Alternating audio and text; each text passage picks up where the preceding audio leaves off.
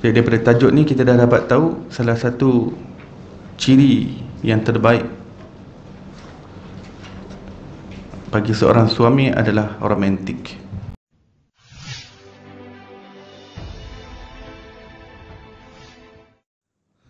Assalamualaikum warahmatullahi wabarakatuh. Innal hamdalillah assalatu wassalamu ala rasulillah sayyidina Muhammad ibn Abdullah wa alihi wa sahbihi wa man walah, amma ba'd. Subhanaka la ilma lana illa ma 'allamtana innaka antal alimul hakim. Rabbi shrah li sadri wa yassir li amri wahlul 'uqdatam min lisani yafqahu qawli. Allahumma salli ala sayyidina Muhammad al-Fatih lima ughliq wal khatim lima sabaq, nasiril haqq bil haqq wal hadi ila siratikal mustaqim, wa ala alihi haqqa qadarihi miqdarihi al-azim. Allahumma anfa'na bima 'allamtana wa 'allimna alladhi ma yanfa'una. Allahumma faqihna fid din wa 'allimna ta'wil. Allahumma inna nas'aluka 'ilman nafi'an wa rizqan wasi'a wa na'udzubika min 'ilmin la yanfa' min qalbi la yakhsha'. Allahumma aftah alaina futuhal arifin warzuqna fahman nabiyyin wa hifzal mursalin wa imanal muttaqin ya arhamar rahimin. Allahumma nawwir qulubana bi'ilmik wasta'mil abdanana fi ta'atik. Allahumma nawwir qulubana binuri ma'rifatik wa tahhir qulubana an ghairik. Allahumma rzuqna hubbaka wa hubba rasulik wa hubba man yanfa'una hubbuhu 'indak. Allahumma aftah alaina fathan qariba fi ulumil aqliyati wan naqliyah bijahi sayyidina wa maulana Muhammadin khairil bariyah sallallahu alaihi wasallam. Alhamdulillahi rabbil alamin.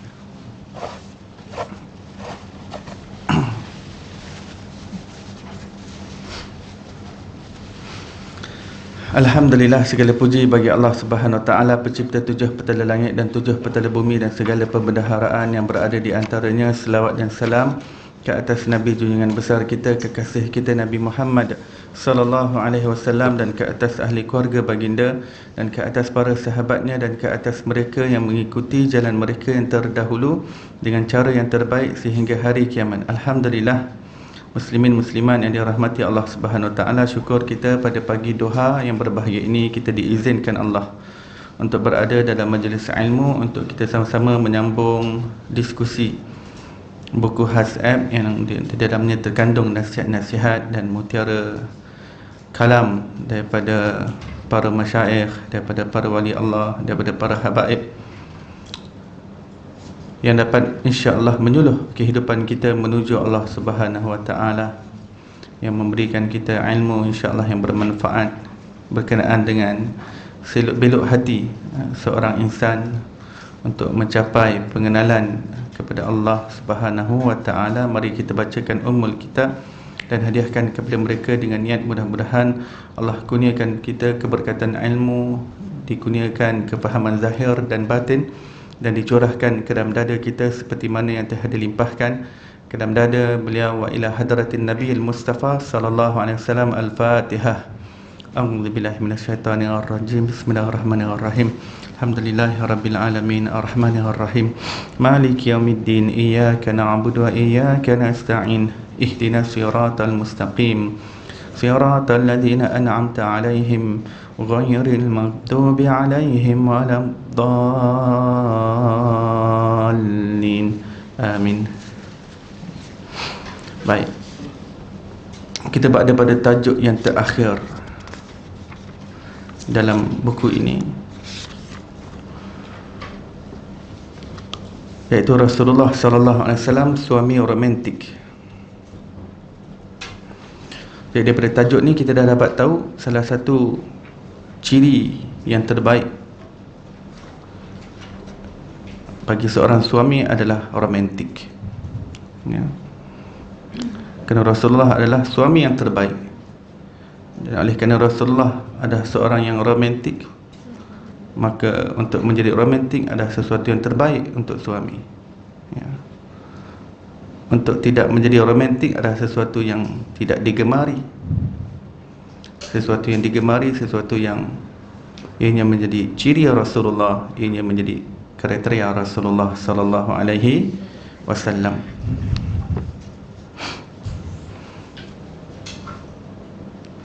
Kerana baginda SAW bersabda, khairukum li ahli wa ana khairukum li ahli, atau kama qala alaihi salatu wassalam, yang terbaik di antara kalian adalah yang terbaik kepada ahli keluarganya, dan aku adalah yang terbaik di kalangan kamu terhadap ahli keluarga.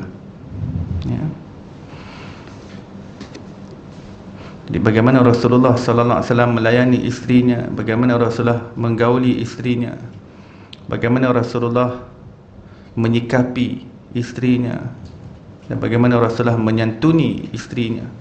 Segalanya itu adalah sesuatu tunjuk ajar yang terbaik di dalam rumah tangga, di dalam seni rumah tangga.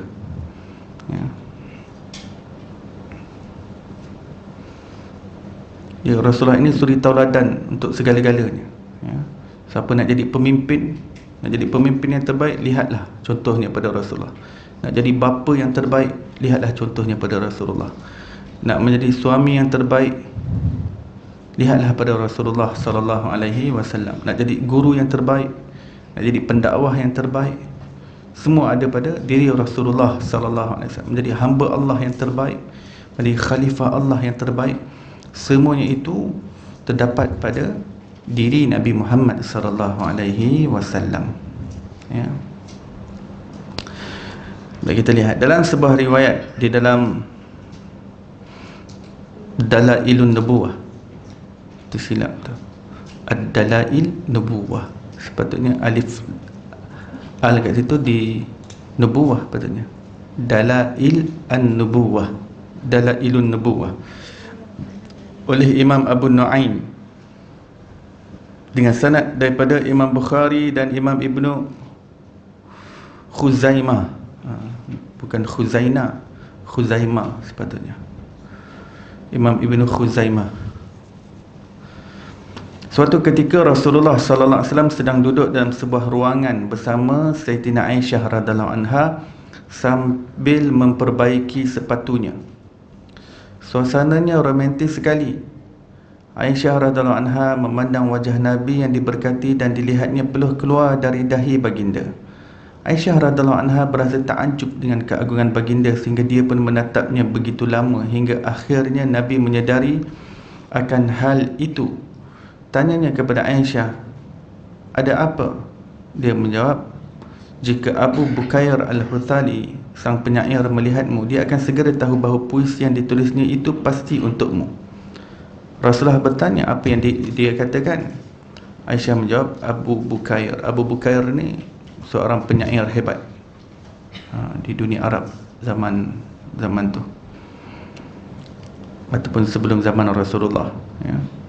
Abu Bukair mengatakan bahawa jika kamu melihat keindahan rembulan, ia terang benderang dan menerangi dunia bagi semua orang yang melihatnya. Ya.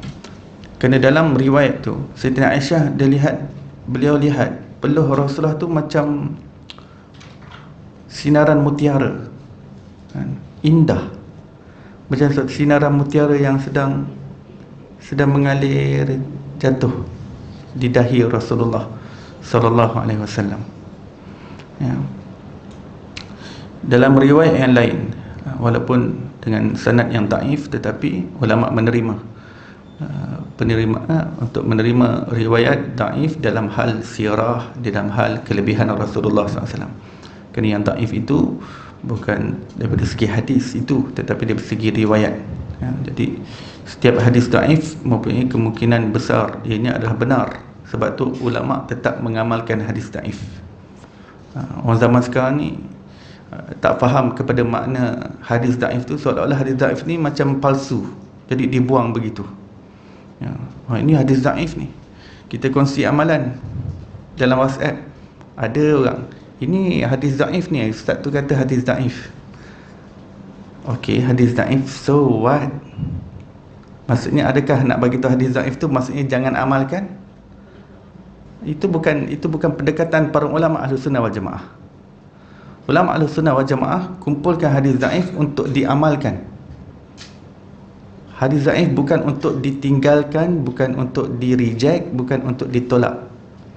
Imam Nawawi tekankan ni dalam Al-Azkar, dalam syarah Sahih Muslim, Bukan saja Imam Nawawi, semua ulama muhaddisin, ulama-ulama hadis. Tidak ada siapa pun yang menolak. Ini kesepakatan ulama bahawa hadis daif adalah untuk diamalkan, bukan untuk ditahuk tepi, bukan untuk dibuang dalam bako sampah. Hari ini sesuatu yang dijadikan sebagai tabu. Tebu ke tabu? Tabu. Tabu. Sebagai tabu. Tabu ni macam, apa agaknya perkataan terbaik dalam bahasa Melayu?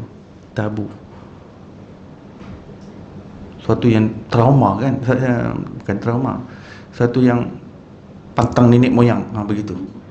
Pantang nenek moyang aku amal hadis daif. Gitu. Jadi tabu. Padahal hadis daif untuk diamalkan. Ini generasi demi generasi daripada awal Islam. Daripada awal ilmu hadis itu dibentuk. Para imam mazhab tidak tolak hadis daif. Hadis daif adalah untuk diamalkan. Sekali lagi saya ulang, hadis daif untuk diamalkan. Sebagai contoh, solat sunat tasbih. Riwayat tentang solat sunat tasbih adalah berdasarkan hadis daif. Tapi kita, apakah sikap kita terhadap solat sunat tasbih? Okey, dia berdasarkan hadis daif. So then what? Nak kena amalkan ke nak tinggalkan? Apa saranan ulama? Tinggalkan ke apa ataupun kena amalkan? Diamalkan. Ya. Bukan untuk ditinggalkan. Ada orang kata ini solat sunat tasbih ini bersumber hadis daif, therefore tak payah buat. Ni kesimpulan ulama mana ni? Ni zaman mana punya ulama yang berkeputusan seperti itu? Tidak ada. Tidak akan dijumpai ulama yang menolak pengamalan hadis daif. Hadis apa lagi berkaitan dengan hadis daif, Allahumma salli ala Sayyidina Muhammad wa ala Sayyidina Muhammad. Berkaitan dengan menghidupkan malam nisfu Sya'ban berdasarkan hadis daif. Tetapi ulama mengamalkan, bahkan daripada zaman tabi'in menghidupkan malam nisfu Sya'ban. Para tabi'in sudah hidupkan. Tabi'in ni orang yang jumpa dengan para sahabat radhiyallahu anhum.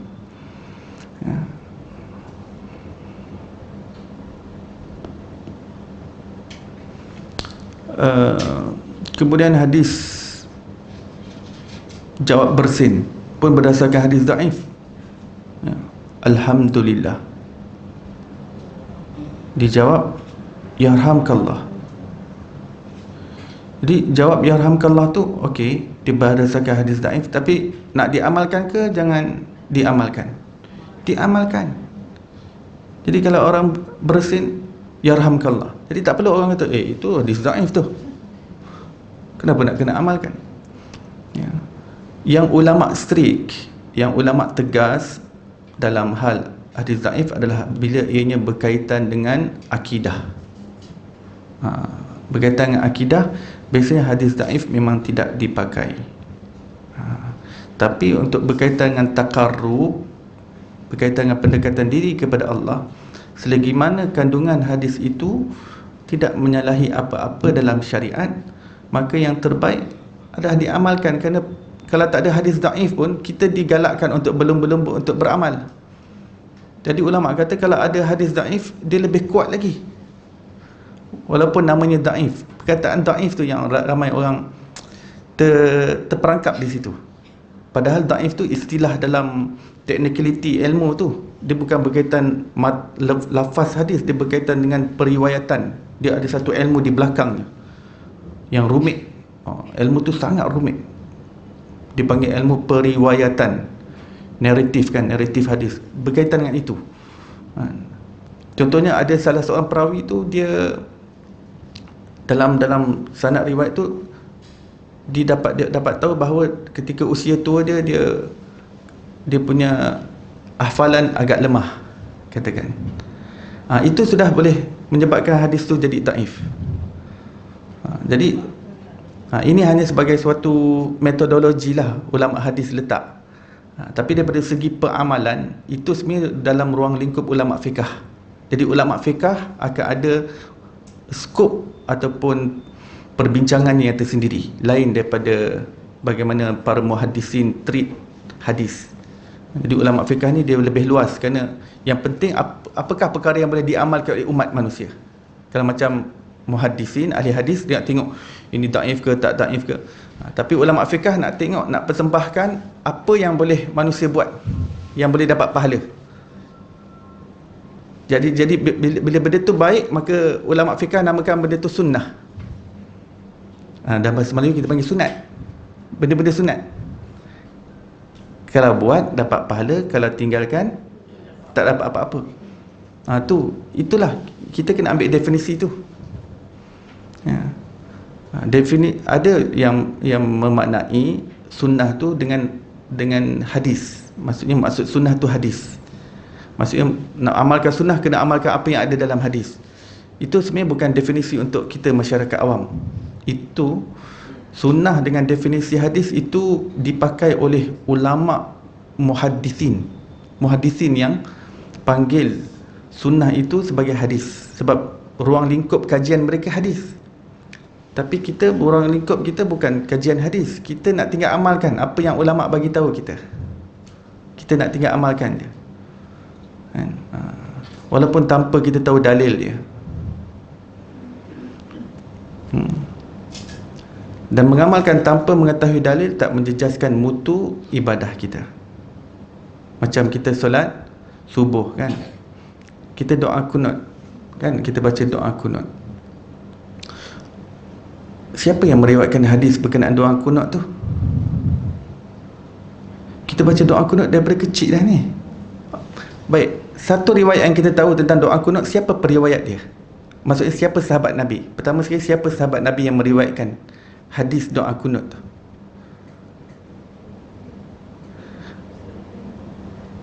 Kita tak pernah tahu siapa sahabat yang meriwayatkan, siapa tabi'in yang meriwayatkan, siapa tabi'ut tabi'in yang meriwayatkan. Kita tak pernah tahu dan tak pernah ambil tahu. Dan ulama pun tak sibukkan kita dengan benda tu. Yang penting kita amalkanlah. Ulama dah tapis dah benda ni, kita tinggal amalkan. Baik, kita tak tahu sebenarnya hadis tu diriwayatkan oleh Sayyidina Anas radhiyallahu anhu. Lafaz yang kita baca dalam mazhab Syafi'i ini tu lafaz daripada riwayat Sayyidina Hasan bin Ali radhiyallahu anhu. Kita tak pernah tahu daripada kitab hadis mana, apa status hadis, apa status perawi. Kita tak pernah tahu pun seluk-beluk hadis tu. Yang itu tak menjejaskan mutu kualiti ibadah kita. Yang tu cukup taklid, panggil taklid. Yang boleh menjejaskan kalau bab akidah. Bab akidah kita kena tahu dalil-dalil dia. Wujud, qidam, baqa. Akidah ni kita tak boleh gitu-gitu je. Kita kena belajar. Akidah lain, akidah lain. Yang digalakkan taklid dalam hal fiqh, sebab rumit. Nak istinbat hukum, gali hukum daripada Quran dan hadis bukan sesuatu yang mudah, ya. Dan kita tinggal ikut je. Tapi akidah ni dia kepercayaan kita sendiri. Dia tak boleh ikut-ikut apa yang orang percaya. Kita sendiri kena belajar, kita sendiri yang kena rasai dengan jiwa kita, i'tiqad. Kita sendiri yang kena belajar. Baik, macam mana boleh sampai hadis dhaif, ya?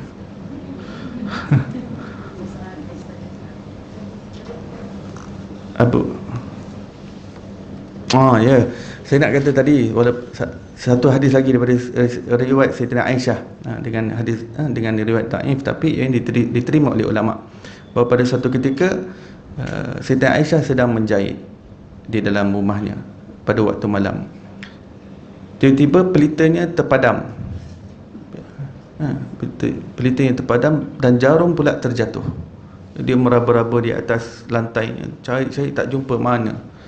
Dan tak semena-mena ketika itu Rasulullah SAW masuk. Dan pada wajah Rasulullah ini ada some sort of cahaya, ya.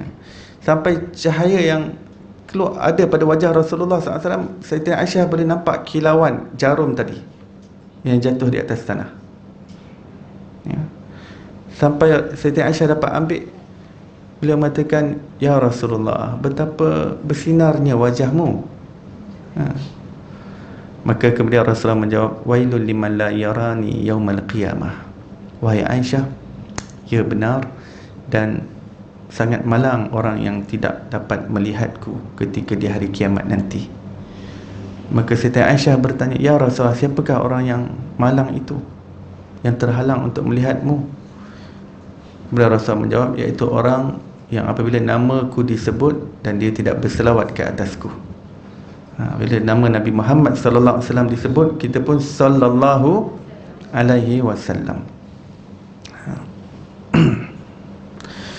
Baik, hadis-hadis berkenaan dengan cahaya yang ada pada fizikal Rasulullah sallallahu alaihi wasallam ada terlalu banyak.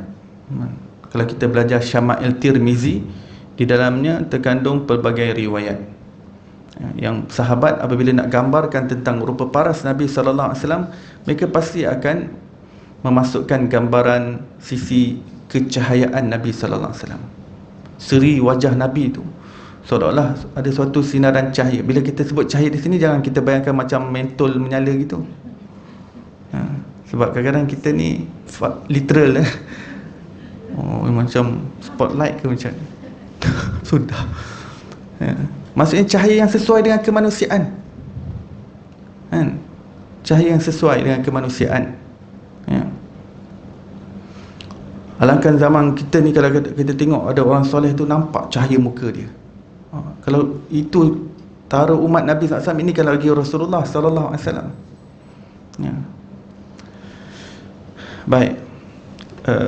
Tetapi ulama mengatakan bahawa para sahabat yang menyatakan cahaya yang mereka nampak pada diri Rasulullah itu memang secara fizikal, tetapi yang sesuai dengan kemanusiaan, bukan sesuai dengan mentol, sesuai dengan spotlight, sesuai dengan torchlight, bukan, sesuai dengan kemanusiaan, sesuai dengan basyariah Rasulullah sebagai bashar.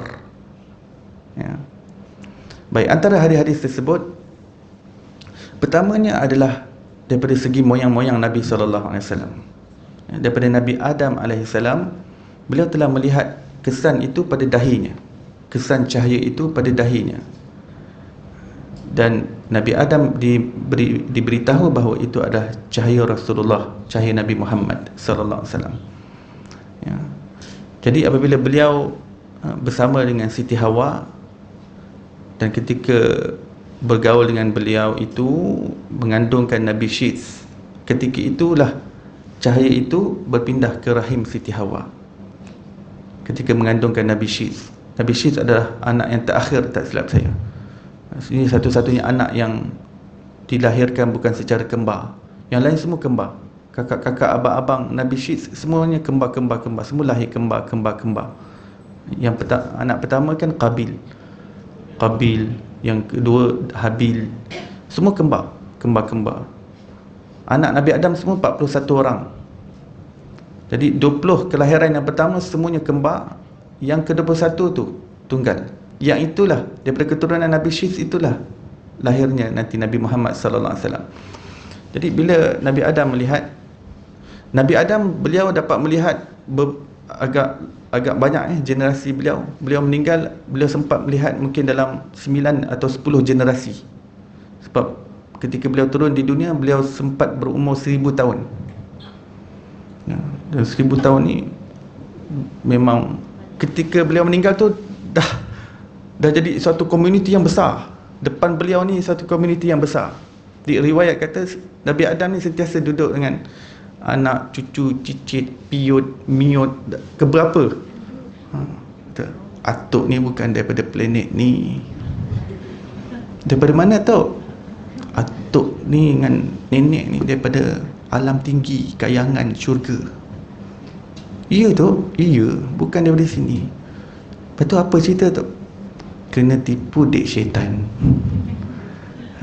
1000 tahun tu Nabi Adam selalu ulang bagaimana penipuan syaitan kepadanya, dan sentiasa berpesan kepada ahli keluarganya. Dah depan beliau beribu orang dah beliau sempat lihat cucu cicitnya. 1000 tahun. Bayangkan umur 1000 tahun. 1000 tahun, berapa generasi tu? Ya, lebih daripada 10 actually. Sebab sekarang ni keturunan Rasulullah yang ada dengan Rasulullah 1400 tahun kan, kebiasaannya pada ketika ini yang ke-40. Kebiasaan Syed Sharifah yang ada ni, mereka ada bin. Ibu saya sendiri Sharifah, dan beliau memang simpan. Syed Sharifah ni memang simpan kan, salah silah ni memang keturunan yang simpan. Mak saya Al-Atas, bapak saya Jawa, tapi saya dapatlah Arab sikit daripada mak saya. Adalah, kalau tengok betul-betul tu nampak ada kejawaan dia, tersalah juga. Tapi kalau angle betul, cantik, nampak Arab dia sikit. Itu tempias mak lah tu, mak orang Arab Hadramaut, asal usul sana. Jadi mak saya ke-38 dalam 1450 tahun, punya jangka masa 1450 tahun, katakan 1500 lah, kita tak 1500. Ada sekarang ni lebih kebanyakan 40. Maksudnya kalau kita buang 1/3, 40 tolak 1/3 jadi 40 bagi 3 berapa?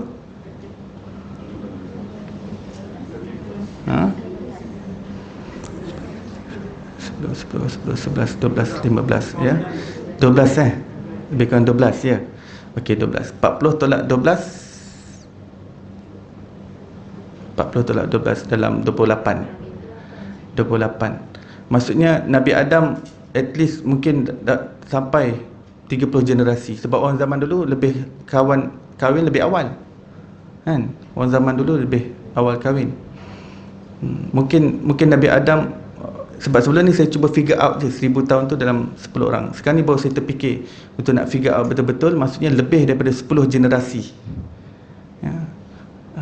At least 20 generasi, mesti tak kurang daripada 20 generasi. Tadi kita kata 28, kemungkinan area 25 generasi hingga 30 generasi kan. Nabi Adam dapat lihat. Nabi Adam sentiasa ceritalah pada anak-anak dia, cucu cicit yang dah ke 20-30 tu, kata, kamu di atas sini ni kena betul-betul cari jalan balik pulang tempat kampung asal tok lu, syurga. Itu pusaka kita sebenar. Wariskan balik syurga Firdaus. Kamu akan kekal selama-lamanya di sana. Nabi Adam bagi wasiat khusus kepada Nabi Syeds, sebab beliau nampak cahaya itu berpindah pada Nabi Syeds. Bila Nabi Syeds keluar, cahaya itu ada pada dahi Nabi Syeds. Setiap moyang lelaki Rasulullah semua akan tertera cahaya tersebut pada dahi ya. Sekali lagi, jangan bayangkan torchlight, sesuai dengan kemanusiaan. Seri dia tu nampak pada dahinya kan? Seri cahaya tu nampak. Nabi Adam berwasiat kepada Nabi Syeds, hantarkan wasiat ini kepada setiap daripada keturunanmu, supaya tidak dipilih, supaya memilih wanita yang terbaik, yang suci pada zamannya untuk dipindahkan cahaya ini. Jadi Nabi Syeds dinikahkan dengan wanita terbaik pada zamannya, kemudian melahirkan lelaki yang terbaik pada zaman itu. Kemudian dia berpindah, semua yang moyang-moyang Rasulullah semua adalah orang yang terbaik pada zaman tersebut. Daripada seluruh adik-beradik Nabi Syeds, beliau adalah yang terbaik. Beliau sendiri Nabi. Kemudian turun-turun sampai Nabi, melalui Nabi Nuh, Idris. Lepas Nabi Idris, Nabi Nuh. Nabi Nuh adalah orang yang terbaik pada zamannya. Nabi Nuh ada 3 orang anak, Sam, Ham dan Yafith. Yang terbaik di antaranya adalah Sam bin Nuh.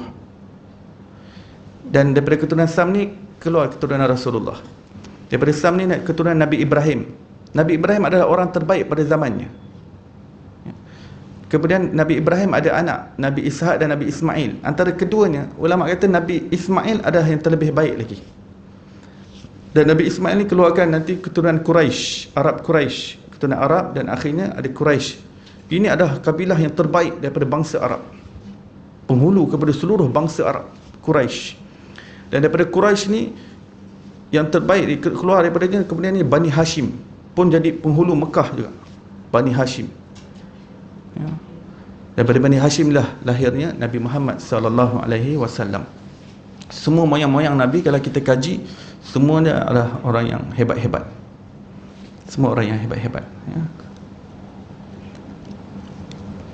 Semuanya orang yang suci. Dan Rasulullah kata tidak pernah berlaku perzinaan antara mana-mana nenek moyangku. Aku lahir daripada seluruh nenek moyangku yang bergaul dengan cara yang halal, ya. Dan kata Rasulullah sallallahu alaihi wasallam,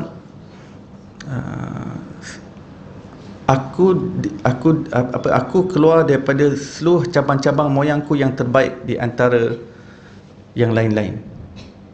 Contohnya kita ambil macam tadilah, cabang yang pertama Nabi Adam, ya. Beliau kan ada 41 anak.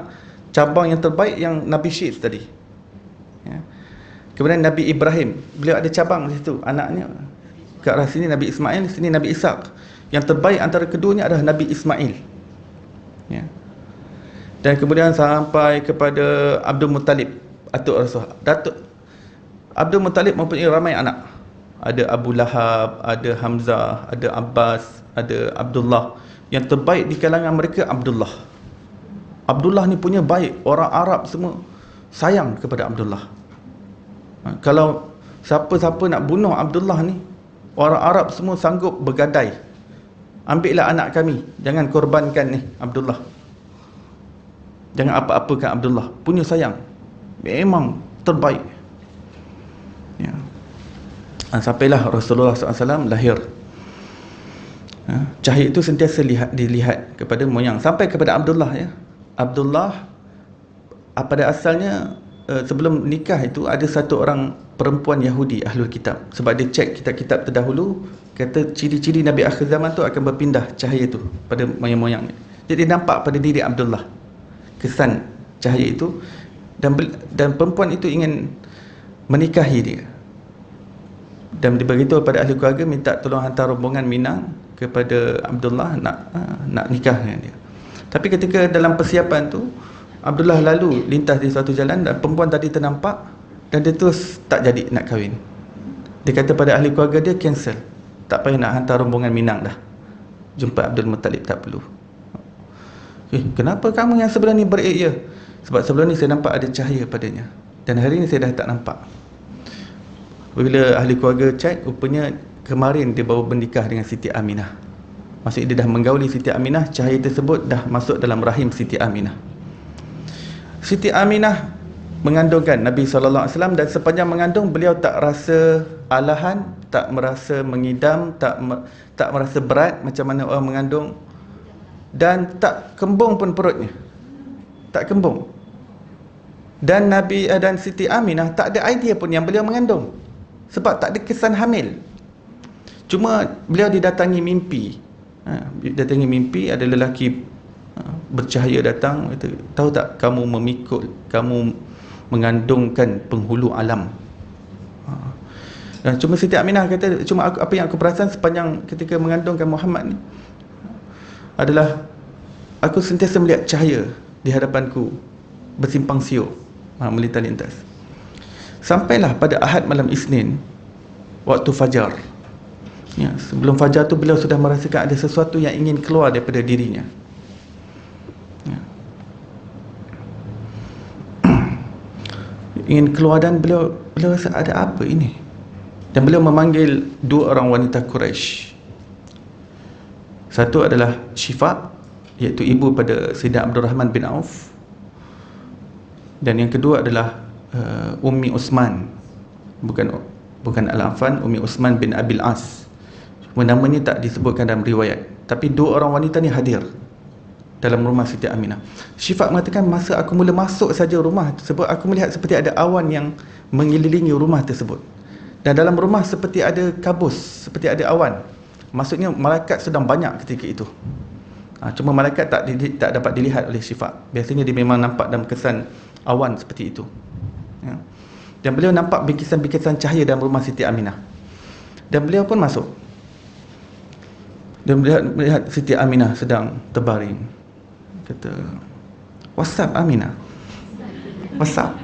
What's going on?" Kata tak tahulah, macam ada benda nak keluar pada dia. Kamu mengandung ke? Tak tahulah. Tak tahu. Tak perasan.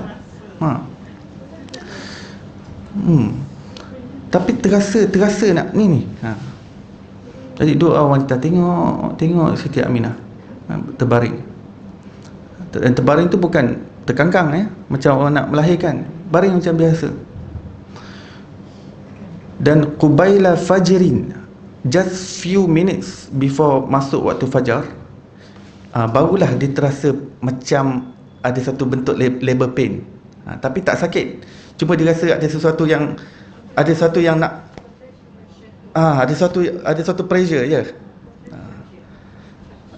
contraction we can call it contraction. Tapi sebenarnya kelahiran tu beliau tak sakit pun sebenarnya, cuma beliau terasa ada something. Dah mula semakin kuat dia punya perasaan tu. Dan ketika waktu fajar sahaja, ketika itu berlakunya kelahiran tersebut. Dan kelahiran itu berlaku bukan daripada celah kelengkang. Dalam riwayat sirah menyebut bukan daripada celah kelengkang, tetapi Siti Aminah rasa daripada belah rusuk dia keluar. Belah rusuk. Jadi bila anak itu lahir bukan daripada betul-betul bawah kelengkang, di sisi dia.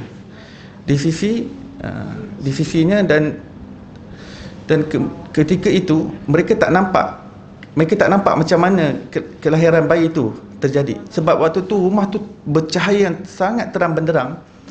Dan pada ketika ianya terjadi, apa yang berlaku adalah Siti Aminah melihat cahaya tersebut menyinari seluruh ufuk timur dan barat. Maksudnya Allah Ta'ala open up sampai boleh melihat hujung horizon sana dan hujung horizon sana. Siti Aminah dapat melihat. Dan ianya bukan saja dilihat oleh Siti Aminah, tapi juga dua wanita tadi.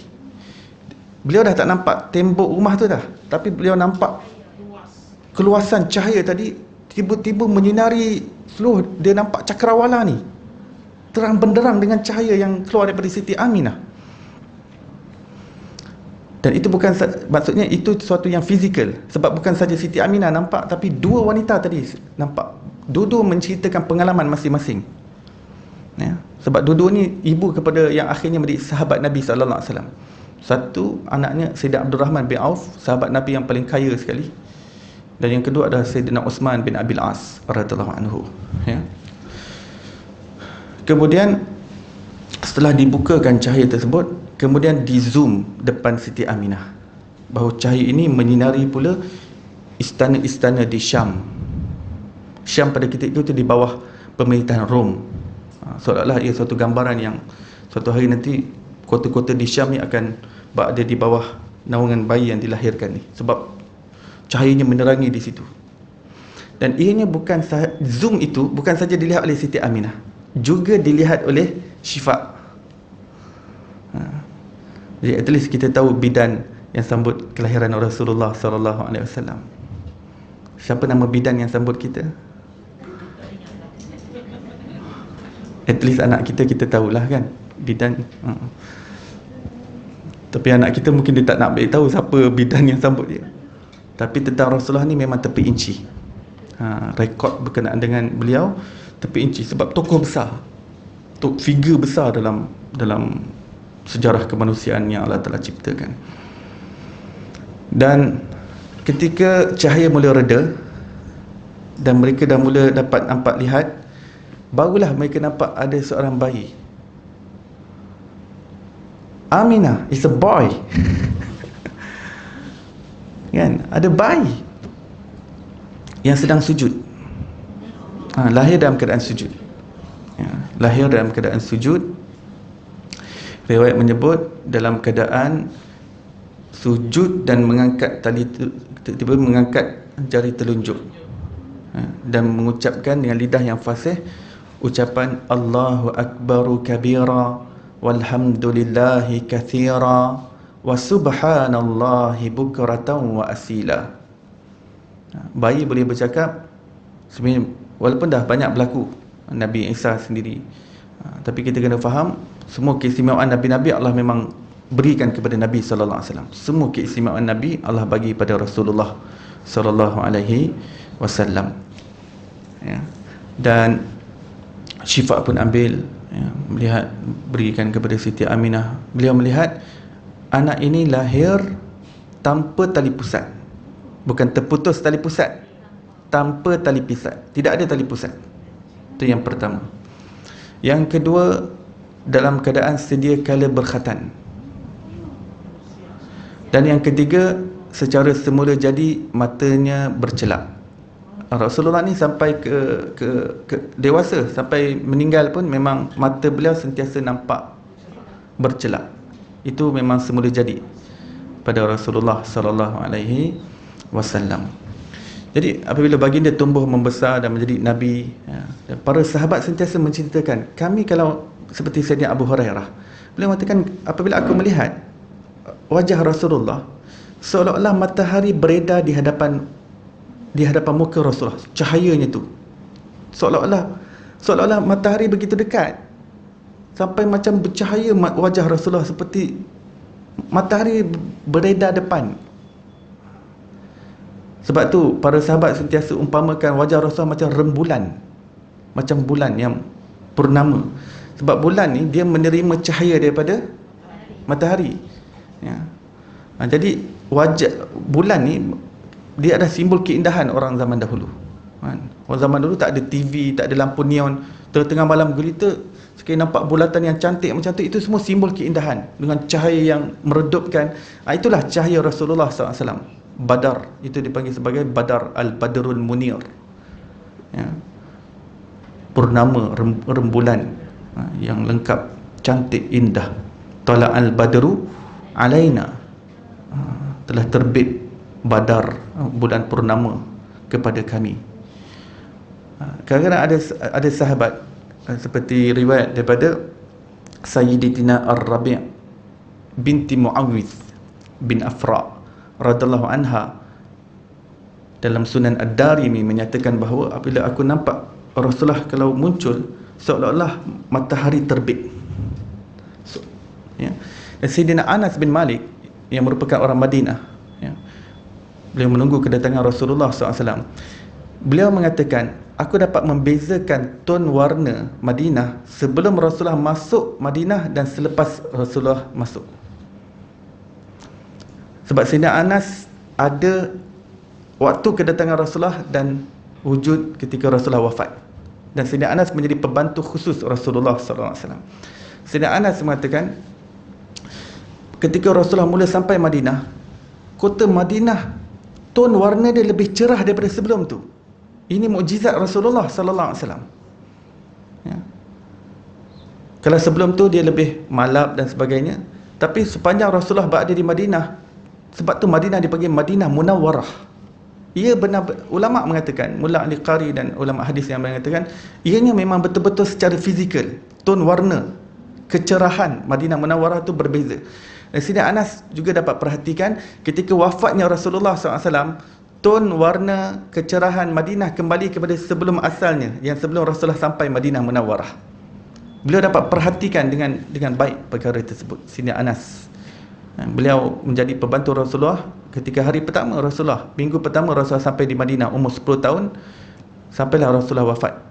Beliau umur dalam 19 tahun ketika Rasulullah wafat, 18 atau 19 tahun.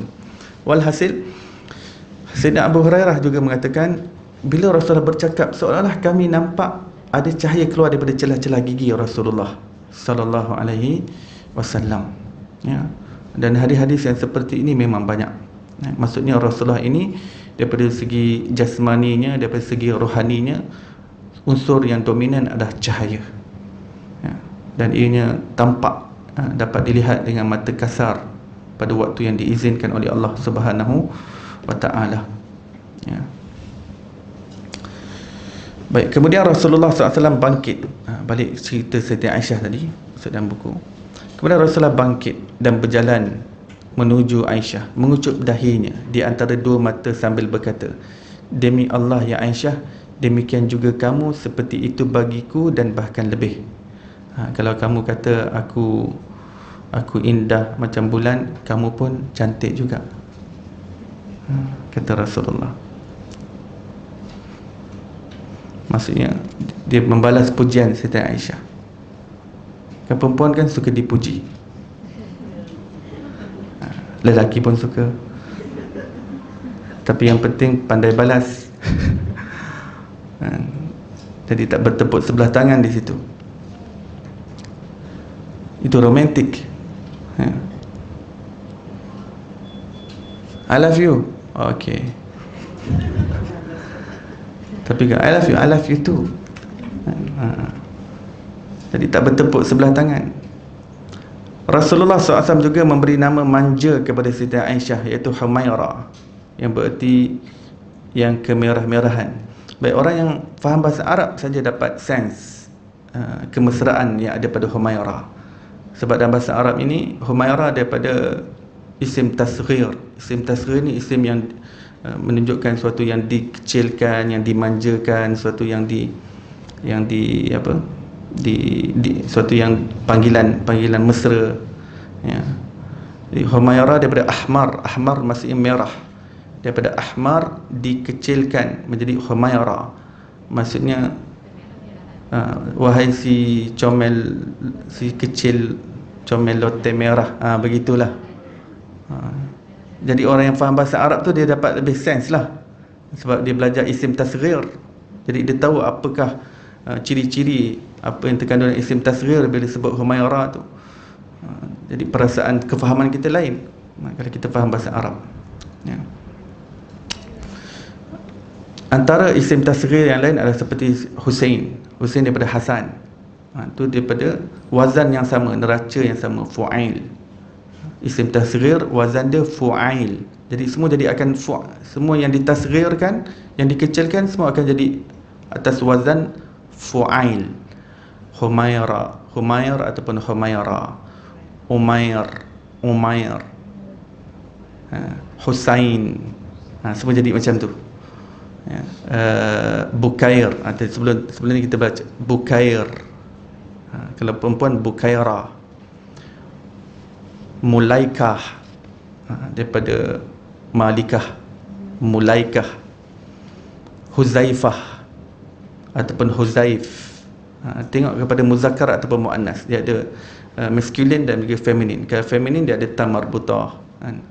Ataupun tamarbutah tu menandakan bukan feminine tapi untuk nak menunjukkan exaggeration, ya. Apa lagi? Uwais daripada Aus, Uwais, semua daripada wazan tu fu'ail, ya. Futaim daripada Fatimah, Abu Futaim, selalu orang panggil. Ada Habib Abu Futaim. Futaim daripada Fatimah.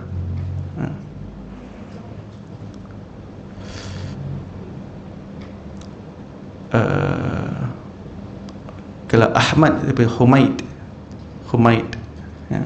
Walhasil Humaira, si comel merah, macam tu.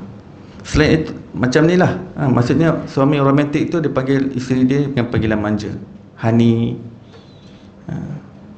manja, anja, sayang, ayang, yang.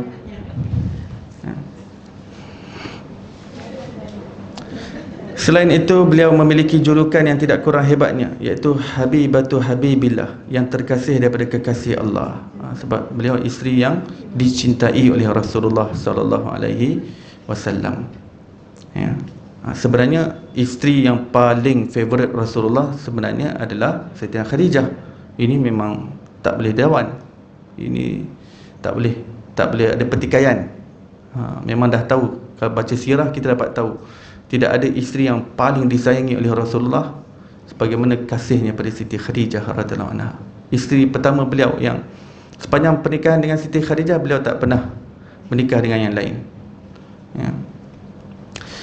Tetapi ketika baginda SAW mempunyai 9 orang isteri yang hidup sekali semua, yang paling disayangi adalah Siti Aisyah. Yang ini memang tidak dipertikaikan. Macam tak adil je, sayang Siti Aisyah lebih, dan bab kasih sayang bukan termasuk dalam bab keadilan.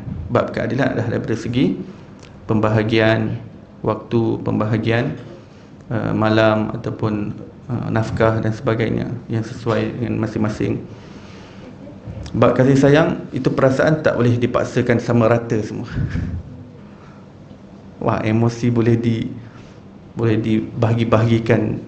Kalau ada 2 isteri 50-50. Jadi kasih sayang tidak dikira oleh Allah sebagai keadilan dalam poligami. Ya, itu memang lumrah manusia, siapa yang dia sayang lebih, sayang kurang. Ya. Ataupun dipanggil Siddiqah. Rasulullah juga panggil Siddiqah binti Siddiq, gelar yang diturunkan daripada ayahnya Sayyidina Abu Bakar radhiyallahu anhu. Daripada Ibnu Asakir meriwayatkan Sayyidina Aisyah radhiyallahu anha, Rasulullah SAW mengatakan kepadanya, aku tidak takut untuk mati kerana tahu bahawa kamulah isteriku di syurga. Rasulullah berkata, Aisyah, aku tak takut mati sebab you will be with me forever, so I don't care. I don't care. Kalau mati, matilah. Sebab aku dah tahu dah, you will be my wife forever and ever. We will not be separated. Me and you, soulmate. Bayangkan emosi Siti Aisyah saat itu setelah mendengar kata-kata yang menjamin keamanan, cinta dan kedamaiannya dalam kehidupan ini dan akhirat kelak. Suatu ketika Siti Aisyah radhiyallahu anha bertanya kepada Rasulullah, seperti apa cintamu untukku? Seperti simpul tali, jawab Nabi. Yang bererti bahawa cinta baginda kepada Aisyah kuat dan aman, seperti simpulan tali yang kuat. Ya. Dalam banyak keadaan lain, Siti Aisyah bertanya lagi kepadanya, bagaimana simpul talinya? Biasalah perempuan. We want more and more clarification so that we become clear. Seperti bagaimana simpul tali itu ya Rasulullah? Dan Rasulullah SAW pun selalu menjawab, ala haliha, masih sama seperti biasanya. Maksudnya seperti mana simpulan tali yang sebelum ini kuat, sekarang ni simpulan talinya masih kuat. Ya, sebab now and then Siti Aisyah akan tanya, macam mana simpulan talinya tu? Kan? Sebab cintanya macam simpulan tali. Siapa lagi jika bukan Rasulullah sallallahu alaihi wasallam sebaik-baik tauladan dalam bercinta bagi kita umatnya. Dalam hadis kita dapat tahu Rasulullah suka peruntukkan masa untuk dapatkan quality time dengan keluarganya. Dalam keadaan baginda sibuk berdakwah, sibuk melayani manusia, bahkan baginda pemimpin negara, bukan sahaja pendakwah, pemimpin negara, orang nombor 1 negara kota Madinah. Ya. Tapi beliau tetap, Siti Aisyah kata, baginda tidak akan tidur kecuali kalau beliau mendapati isterinya tak nak bersembang dengan beliau pada waktu malam. Kerana biasa waktu quality time Rasulullah SAW pada waktu malam. Walaupun pada siang pun Rasulullah akan bagi quality time bersama dengan keluarganya pada waktu asar, khususnya selepas asar. Tetapi pada waktu malam biasanya, kata Sayyidah Aisyah, baginda akan tidur awal. Lepas isyak tu dah get ready dah nak tidur. Tapi beliau akan pastikan dulu yang isterinya tak nak bersembang dengan dia. Tapi kalau isterinya ingin bersembang, baginda akan melayani sembangan dan borakan daripada isterinya. Dan dia akan layan apa yang isterinya suka nak borak, dia akan layan. Itu dalam Syama'il Tirmizi. Seronok tu kita belajar. Ada tak dalam ni ya? Rasulullah pada waktu malam. Rasanya tidak ada sini sebab itu hadis panjang. Itu dalam Syama'il Tirmizi. Bukan kitab ini. Kadang-kadang Rasulullah sampai tengah malam berborak. Baginda akan bertanya dulu macam mana, how's your day, macam mana kesihatan semua okey, sihat hari ni, temperamental okey, emosi okey, semua okey. Nanti Rasulullah akan go on, tengok apa topik yang nak bualkan. Baginda akan layan topik tu. Ya. Kalau isteri ni nak cerita pasal resepi, baginda akan cerita pasal resepi. Oh, potong. Jadi baginda akan layan. Kalau suka yang cerita pasal ikan, layan pasal ikan. Ya, cerita pasal. Yang penting Rasul tak akan mengumpat sesiapa.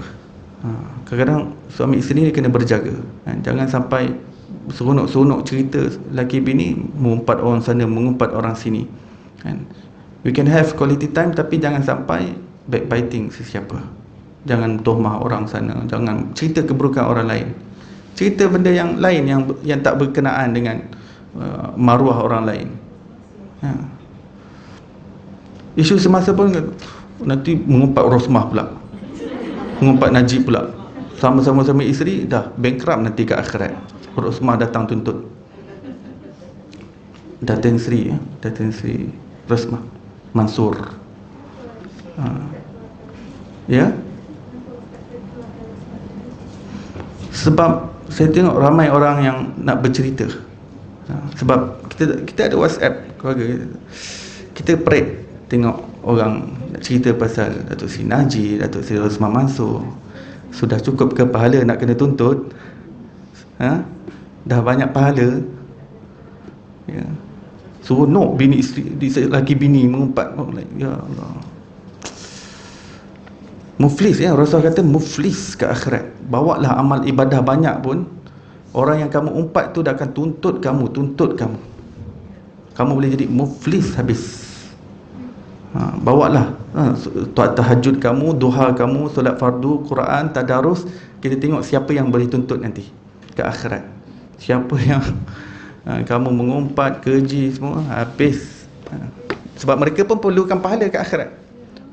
Dan malaikat akan sediakan, ni fulan ni, tarikh ni, time ni, dengan suami dia mengumpat kamu, tuntut daripada dia. Memang semua akan list, semua nama orang yang mengumpat dia akan bagi, dia akan datang. Sebab dia akan bawa akaun dia. Sebab semua nak menghadap neraca mizan. Semua menghadap neraca mizan. Semua dah. Kalau dia perlu tuntut daripada mak bapak dia pun, dia akan tuntut daripada mak bapak dia. Dah tak fikir siapa dah. Sebab masing-masing semua nak lepas daripada api neraka. Kalau dia perlu tuntut daripada mak bapak dia, dia akan tuntut daripada mak bapak. Waktu tu dah tak kira itu mak bapak dia ke tak mak bapak dia. Kalau ada tuntutan yang boleh dituntut, dia akan tuntut. Bapak pun sama. Kalau ada yang dia boleh tuntut daripada anak dia, dia akan tuntut daripada anak dia. Mak dia tuntut daripada anak dia, mak akan tuntut daripada anak dia. Ya. Itu kan diceritakan dalam Quran. Maksudnya anak dah tak kenal bapak, bapak tak kenal anak, suami tak kenal isteri, isteri tak kenal suami. Dalam juzuk 29 ni, juzuk 29 sampai begini. Ya Allah, ni seluruh ahli keluarga aku gadaikan semua, tapi lepaskan aku daripada api neraka. Aku gadaikan ni semua. Padahal tak boleh gadaikan, bukan dia punya. Keluarga dia semua bukan milik dia. Ya.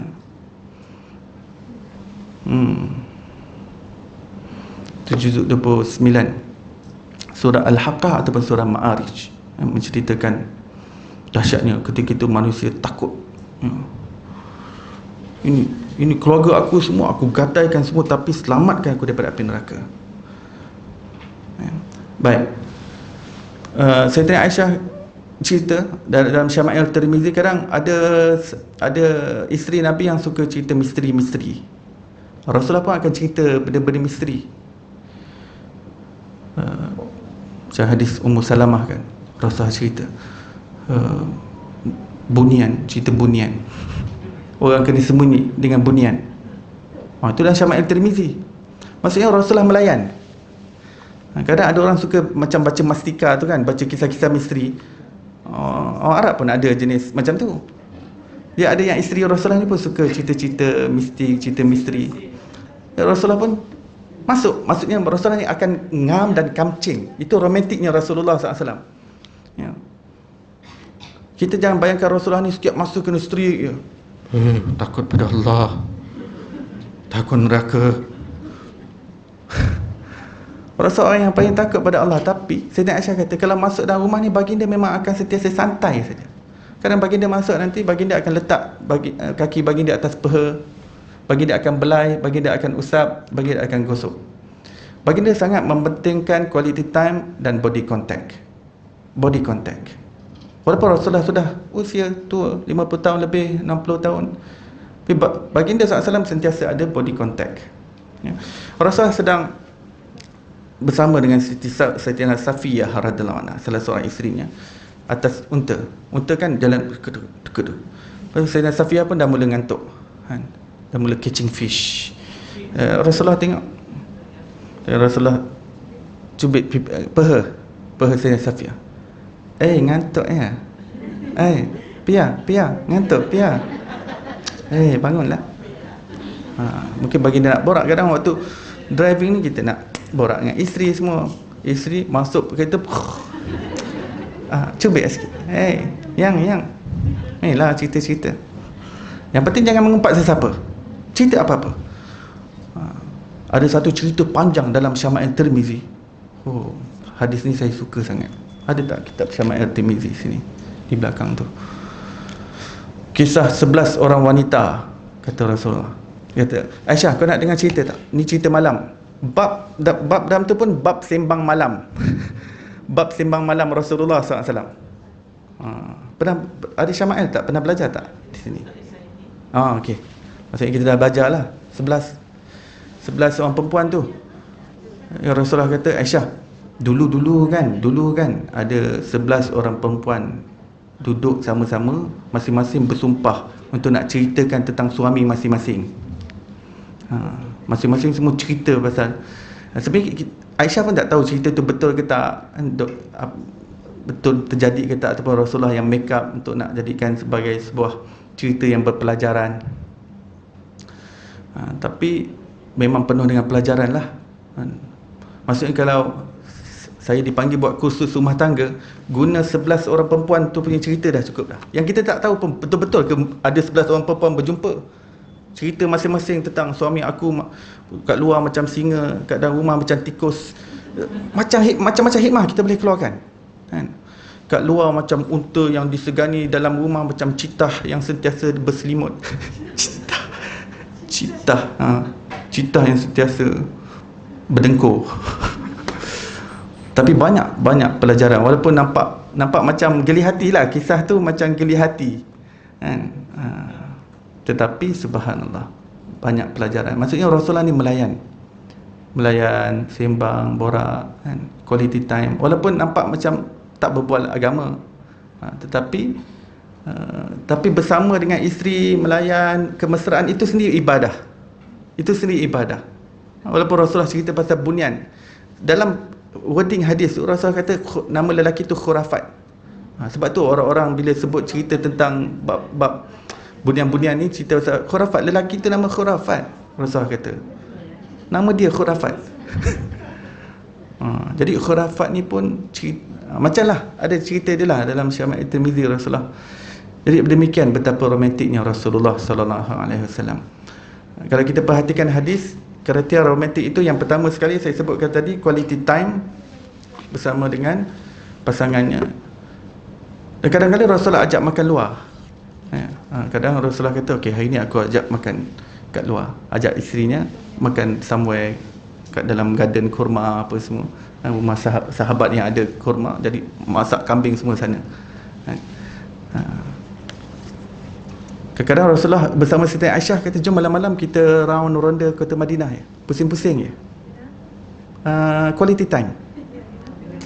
Ronda ni maksudnya jalan-jalan je, macam naik jalan kaki dengan Siti nak jalan kaki. Macam kita kat taman, kita jalan-jalan kat taman gitu malam-malam. Kalau sekarang siapa nak naik kereta lah, kan? Maksudnya quality time tu. Point ni quality time. Ya. Kemudian Rasulullah sangat orang yang intimasi dengan pasangannya, dan Rasulullah suka memujuk. Beliau sangat faham temperamental wanita, dan beliau sangat mempunyai daya memujuk yang sangat romantik. Ya. Kalau waktu gaduh-gaduh berlaku seperti mana rumah tangga, kadang Sayyidah Aisyah kadang bergeser dan faham dengan Rasulullah SAW. Ya. Nanti dia punya ending dia tu mesti happy ending, romantik, yang Rasul akan bergurau akhirnya, ya. bukan panas baran. Dan Rasulullah adalah orang yang sweet talker.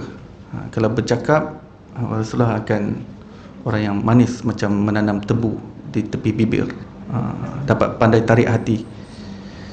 Dan santai, saya kata tadi santai. Rasulullah ni masuk tu bukan maksudnya jadi tegang dalam rumah. Ahli keluarga baginda akan sentiasa rasa santai dengan Nabi, sebab Rasulullah ni mesra, peramah, happy go lucky, sentiasa senyum, sentiasa bergurau. Baginda setiap kadang Rasulullah bawa kisah lawak, kisah lucu, kan? Sampai kan ketika Rasulullah sedang berada bersama mereka, isteri-isterinya, mereka sembang, ketawa, kadang ketawa-ketawa. Dan pada ketika Sayyidina Umar masuk, sebab salah seorang isteri Rasulullah, Hafsah, Sayyidina Umar masuk, semua lagi lintang pekang ke belakang. Tadi aku masa datang kau sembang-sembang gelak-gelak depan Rasulullah, aku datang kau semua lari senyap 1000 bahasa. Lepas tu salah seorang perempuan, ya, kami lebih takut kamu. Kamu garang. Sepatutnya kamu lebih takut Rasulullah SAW. Rasulullah lebih santai. Sudahlah. Rasulullah kata, Sudahlah Umar, duduk, tenang-tenang saja. Engkau ni Umar, bukan manusia je takut, syaitan pun takut dengan kau. Tenang-tenang je lah Umar. Syaitan, wahai Umar, kalau nampak bayang-bayang kau di satu jalan, dia tak lalu jalan tu 3 hari dah. Takutkan kau Umar. Tenang-tenang saja. Ketika itu Rasulullah duduk santai, kan? Kaki Rasulullah meluncur begitu. Sayyidina Umar masuk, lepas tu Sayyidina Abu Bakar pun masuk, pun santai-santai luncur kaki bagi dia lenguh gitu, panas ke apa, bagi dia angkat kain ni sikit ke atas. Sayyidina Umar dan Sayyidina Abu Bakar ni pangkat bapa mertua pada Rasulullah, bapa mertua, tapi duduk santai-santai depan bapa mertua, dan Rasulullah pemimpin mereka. Bagi dia kahwin dengan Sayyidina Aisyah bin Abu Bakar, Sayyidina Hafsah binti Umar. Tengah-tengah bincang-bincang, menantu dengan bapa mertua, tiba-tiba Sayyidina Osman datang nak jumpa, nak cakap sekejap dengan Rasulullah. Sayyidina Osman ni pangkat menantu Rasulullah. Masuk je Sayyidina Osman, Rasulullah terus kelepekkan kaki beliau dan duduk bersimpuh secara macam orang segan lah, begitu. Sayyidina Umar pun tengok, okey. Lepas Sayyidina Osman bercakap, habis, settle, Sayyidina Osman pun berlalu pergi. Sayyidina Umar pun bertanya, ya Rasulullah, kami berdua masuk, kamu santai-santai saja. Sayyidina Osman masuk, dan kamu duduk bersimpuh, molek je, juruh je. Kenapa ya Rasulullah? Osman ni, macam mana aku tak segan dengan dia? Malaikat-malaikat pun semua segan dengan dia, malu dengan dia. Kenapa ya Rasulullah? Yelah, anak saya kan kahwin dengan dia. Anak Rasulullah 2 orang kahwin dengan Sayyidina Osman. Anak pertama meninggal, kahwinkan anak kedua. Rasulullah kata, aku tanya-tanya keadaan dia, macam mana pernikahan dia. Menceritakan tentang Sayyidina Osman ni adalah orang yang sangat pemalu, lelaki yang sangat pemalu. Kalau dalam bilik memang tak pernah nampak dia buka baju dia. Dalam waktu mandi pun berseorangan diri, takkan buka baju dia, kerana dia malu sangat dengan Allah. Kalau waktu buang air ni, dia hanya betul-betul buka kawasan yang patut buang air ketika dah betul-betul dah dekat dengan bumi untuk nak buang air. Kalau tak, dia takkan buka. Mandi dengan baju dia sekali. Sayyidina Osman akan mandi dengan bajunya, baju tu nanti akan jemur, akan pakai baju baru yang lain. Baju yang dipakai untuk mandi tu dah tak, akan jemur nantilah. Tak pernah telanjang, tak pernah tanpa seurat benang, malu sangat dengan Allah. Jadi bila sifat dia macam tu, para malaikat pun duk malu dengan dia, segan sangat. Kalau malaikat segan dengan dia, ini kan lagi aku pun segan dengan dia walaupun dia menantu aku. Dan kalau aku ada anak aku meninggal pula yang lain, aku kahwinkan semua, segala ada lagi anak perempuan lain, aku kahwinkan semua pada Osman, bagi kat dia semua. Ni dah 2 orang dah, 1 meninggal, kahwinkan lagi. Ini favourite punya menantu ni. Aduh. Itu. Jadi syaitan takut, seorang malaikat duk segan. Seorang menantu Rasulullah, seorang mentua Rasulullah. Sayyidina Abu Bakar. Sayyidina Abu Bakar ni Allah bagi kirim salam pada dia ketika dia hidup. Salah seorang mentua Rasulullah nama Sayyidina Abu Bakar. Ketika masih hidup, Allah kirim salam kepada Sayyidina Abu Bakar, dan di hari akhirat nanti 88 pintu syurga akan menyuruh Sayyidina Abu Bakar masuk through me, enter through me. Sebab masing-masing nak dapat privilege, Sayyidina Abu Bakar masuk melalui dia. Memang masuk ikut saya. 88 pintu suruh nama Sayyidina Abu Bakar As-Siddiq radhiyallahu taala anhu. Inilah the man around Rasulullah sallallahu alaihi wasallam. Inilah keadaan manusia sekeliling Nabi Muhammad sallallahu alaihi wasallam. Mudah-mudahan Allah kumpulkan kita bersama mereka. Mudah-mudahan Allah tambahkan kecintaan kita kepada Rasulullah sallallahu alaihi wasallam dengan pengenalan baginda yang begitu sempurna, zahir dan batin, luaran dan dalaman, dari segi kemasyarakatan dan juga kekeluargaan. Mudah-mudahan Allah Subhanahu wa taala kurniakan kita syafaat baginda dan dapat minum daripada kolam Al-Kautsar daripada tangan mubarak Nabi Muhammad sallallahu alaihi wasallam. Wa sallallahu ala sayyidina, moga Allah dengan keberkatan baginda Allah kurniakan kita husnul khatimah dan jauhkan kita daripada su'ul khatimah. Wa sallallahu ala sayyidina Muhammadin wa ala alihi washabihi wasallam walhamdulillahi rabbil alamin. Baik, kita tangguh majlis kita dan tasbih kifarah dan surah wal asr. Subhanallah bihamdih, subhanakallah bihamdika, asyhadu an la ilaha illa anta wa astaghfiruka wa atubu ilaik. Bismillahirrahmanirrahim. Wal asr. Innal insana lafi khusr illa alladhina amanu wa amilus salihat wa tawassaw bil haqqi wal